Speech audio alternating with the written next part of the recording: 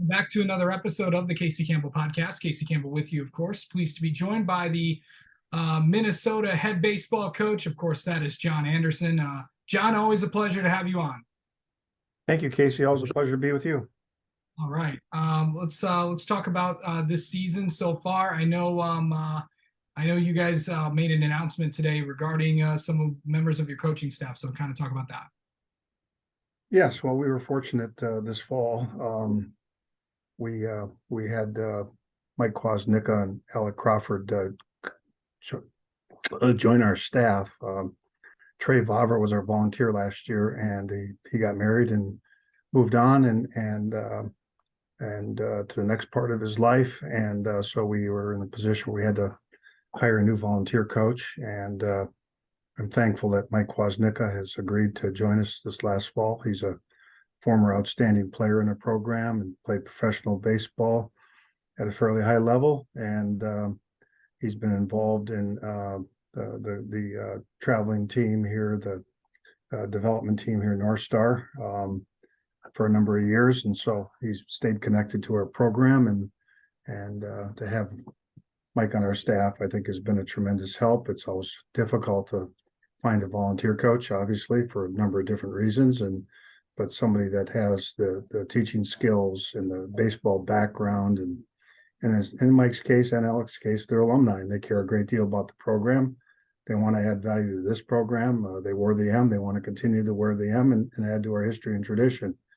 And Alec came on as our director of pitching development to assist Ty McDevitt, our pitching coach, this last fall. And Alec as well has been working with Mike in the North Star program and wanted to get into college coaching. And obviously it's very difficult to do. And they both live in the community. And so he wanted to join us and be able to, for the same reasons, to add value to our program, to help Ty. And you're a pitching coach in our world today, when you have 18 pitchers on your staff and you're trying to recruit and all the responsibilities and duties that person, then have somebody that can really dive into the analytics space and the video space and do programming, be another set of eyes and ears for the coaches to help us develop our pitching staff has been extremely valuable.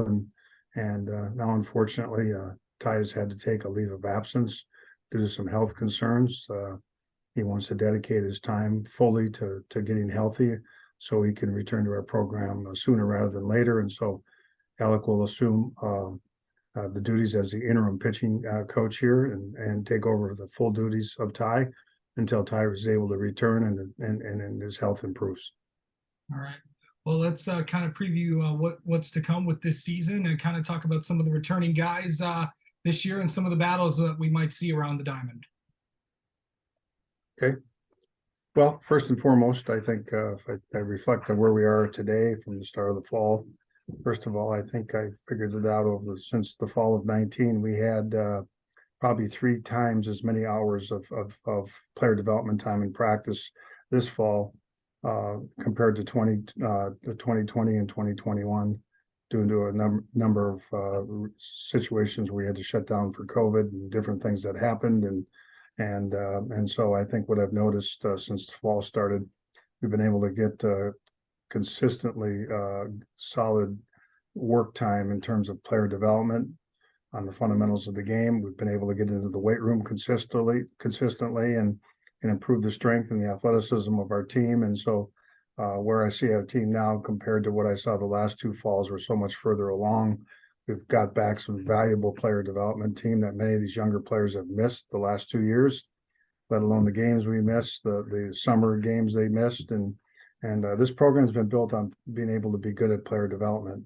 And in order to be good at player development, number one, you got to have a good plan. You have to have good instructors, and you also have to have time. And we've had all 3 of those things this fall. And so I'm very pleased with where our team is at, the growth that's gone on here, the consistent effort we receive from the players in the program, and I think they have all bought into our culture and how we want to do things and the standards we have for people in this program. And I'm very happy with where we're at as a group here. And we have a lot of new faces in our program. And I think over the last 2 years, I think we've turned our roster over like by 90%. And so there's a lot of new faces and a lot of competition going on for playing time in our program. And some of the players have, like our freshmen, obviously have no Division I experience. And we have some players that have been in the program that haven't played a lot because of what we've been through the last few years. And so they're behind in their development, but I think you're going to see a lot of competition at different positions on our team. And I think it's a good thing because I think there's some talent here. It's just a question of how long it's going to take for some of the younger guys to be able to learn how to compete and put together a good at bat at the Division I level, and how to get hitters out at this level, and also for us to figure out our lineup and who's going to be on the field on a regular basis for us. And I think a lot of that competition is going to take place here as we start our season in February. And I think you're going to see us play a number of guys and try to sort through that until we identify the people that we think are going to be our front line guys, and how we're going to match up against right and left-handed pitching and from a lineup standpoint and some of those things. But I'm encouraged. I'm encouraged by where we are as a team. I'm encouraged by the level of talent that we have on the roster. It just needs some experience, and that comes from playing. And so I think we're going to learn a lot in the first 15 or 20 games of the season. I think a lot of those questions will get answered, and we'll have a better sense of how competitive we're going to be in the Big Ten and for the remainder of the season.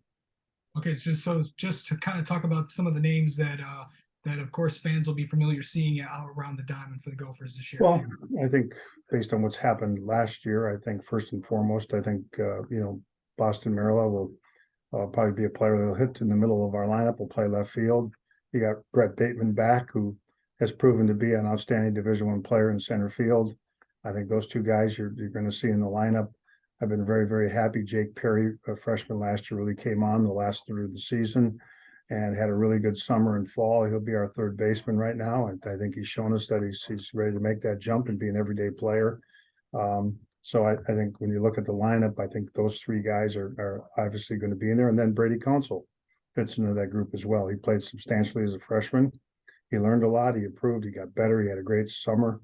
He's made some improvements in his physical strength and his athleticism. And I see him as being our regular second baseman. I think those are names right now you can put on the board, and they're going to have to be key guys for us this season. If we're going to have a successful season, those guys are going to have to play at a consistently high level, both on the field and defensively and offensively. I think Kyle Bork, who is obviously a fourth-year player in our program, but has played very little, either due to injuries or the loss of games and the COVID time and the things we went through. So, but I think Kyle has finally reached a point here where he's had enough player development time. He's played enough games here and in the summer and fall practice. Now that I think we're starting to see him settle down and become a more consistent player, and he'll get a shot at first base over there. Ronnie Sweeney graduated, so he's going to get a shot to be our first baseman. He's played more on the third base side, and a little bit in the outfield here, but I see him as having an opportunity to be our everyday first baseman. I'm happy with his development today. He looks real comfortable over there. I think we found the right position for him, and it's an important position. They handle the ball and involved in our defense in so many significant ways. So it's a critical position for me on the diamond. I think what you're going to see behind the plate, we have that's an area that we've had to Chase Stanky has moved on as a graduate transfer, and so we did secure Sam Hunt out of the transfer portal, who was a Minnesota kid that went to Vanderbilt. And so he's in our program, and outstanding receiver and handling of the pitching staff and thrower. But he's yet to play a college Division I baseball game. He did not play his freshman year at Vanderbilt. But I'm excited about his future, and I think he can be a special player. You got to have a championship type of team. You got to have a solid quarterback and catcher behind home plate. So himself and Riley Swenson came back. He's a fifth-year guy. Riley's had an assortment of injuries. He missed a lot of time through his career, has not played significantly. He had an injury last year and then come back until the last probably third of the year, put together some really good at-bats, and I think made an impression on all of us. And he's come back in fantastic shape. He's added 20 pounds of strength and muscle to his body, so I think he's going to play in there. We're really heavy on left-handed hitting in our lineup, so Riley's a right-handed hitter. I think he's going to have to be a factor against good left-handed pitching. Sam Hunt's a switch hitter. I think the key for us, Riley will get some work as a right-handed DH for us as well behind the plate. And then freshman Weber Niels, a player we brought in that's kind of a utility guy, can catch, play third base, can play first place, play in the outfield. I see Weber being able as a freshman right-handed hitter, as well as to be able to make a significant contribution to our team this year. He appears to me he's further along than most freshmen. He seems to be prepared to play. He's played a lot of traveling baseball and faced a lot of quality pitching. So I see him as a freshman. You're going to see him out there on the diamond in some of those places as well as, especially as we face left-handed pitching. We're going to need some right-handed hitting. In the outfield, I think another freshman, Drew Brooklyn, can add some help to us there in the outfield. He's another outstanding freshman that I think plays probably at a higher level than you see some freshmen come into your program, and tremendous athlete, played football, basketball, and baseball, and his career in high school, they won a state championship in football and in basketball, and so he's a phenomenal athlete. He can run, and I think he's going to be able to help us. And then the other freshman, and I think has a chance to make an impact as a position player, is Hokinson. I think he really showed us he played right field in the fall. He's an outstanding defender, a left-handed hitter.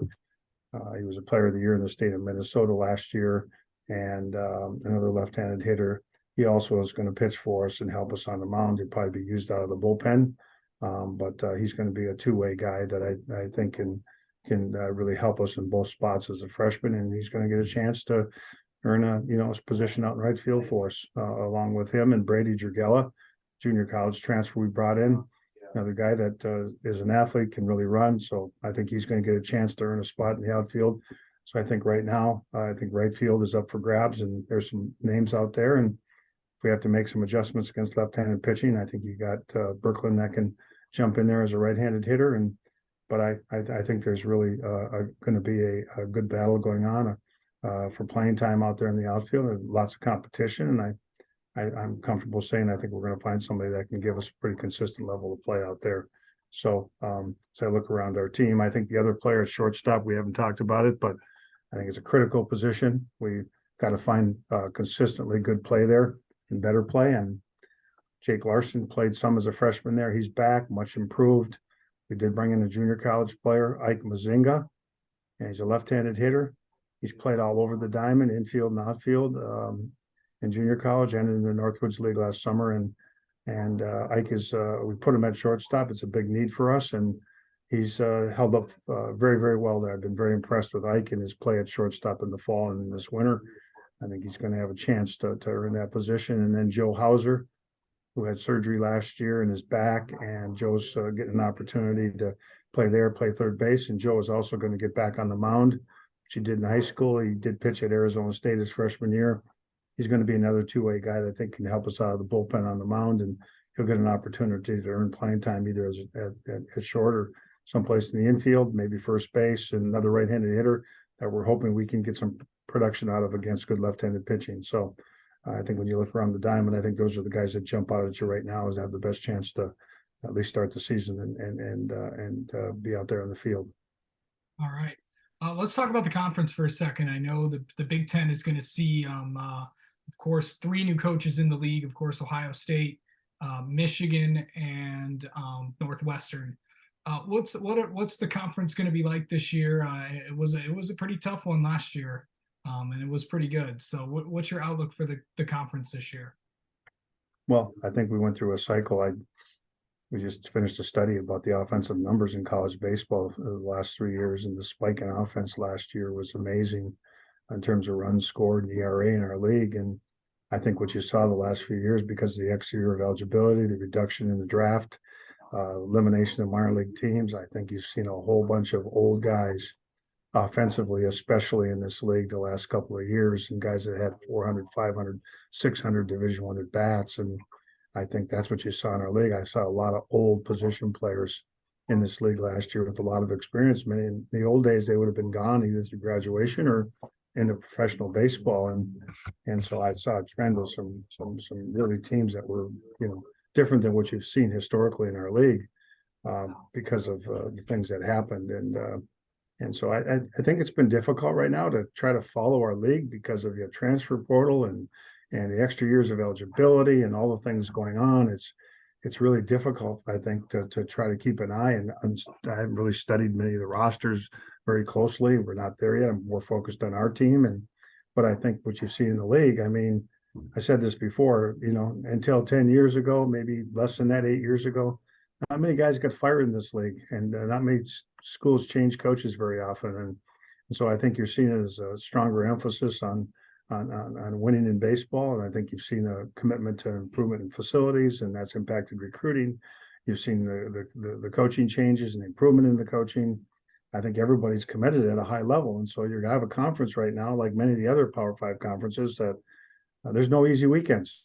Everybody's got somebody. And so it's not the old days in this league anymore. You're going to have dogfights every single weekend and battles every single weekend. And to try to sit down and pick who's going to be in the top 8 teams in the league, I think it's pretty difficult because I think the league is really grown substantially in terms of the overall talent from top to bottom across the league, and the coaching changes and the new staffs and people on board that are leading these programs are impressive.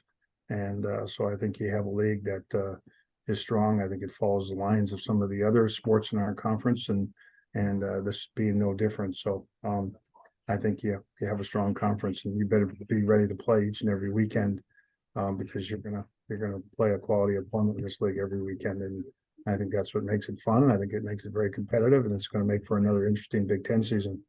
Let's kind of preview your non-conference schedule that you have, and then just talk about what you want to see out of your team in these first few weeks of games.